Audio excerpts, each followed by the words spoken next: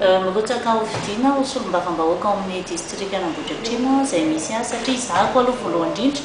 dia zanaka Ambohidratrimo ary mahafantatra ny zava-misy sy ny tantara rehetra ao amin'ny faritra Ambohidratrimo eny na hatramin'ny fiainan'ny olona tsirairay avy indrindra amin'ny marem-pianakaviana satria fotoana miralenta izao fotoana izao noho izany mila mandray andraikitra ny vehivavy eo anivon'ny commune eo anivon'ny distrika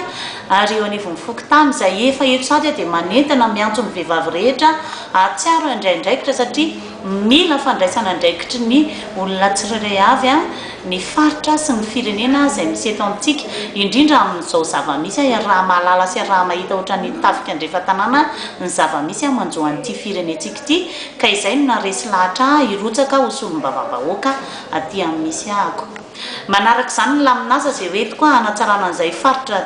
distrika misy ahy izay dia ny laminasa aloha fijerena voalohany indrindra ny ankizy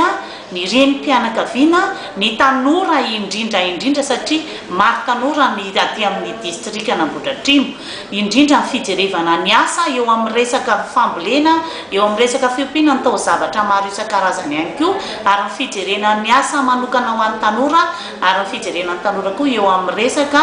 fialamboly satria hita sy tsapa hoe betsaka dia betsaka ny zavatra tsy ampy ho an'ny tanora aty amin'ny faritra misy ihany tena eo amin'ny resaka fialamboly zany eo amin'ny resaka fanatanjahantena fitazana tanora maro isan-karazany eo amin'ny fanampiana amin'ny resaka arakasa eo amin'ny famolavolana ara-toetsaina ihany koa sanatria tsy atao latsa-tanjany ihany koa ny resaka olon-dehibe ny antitra ohatran'izany satria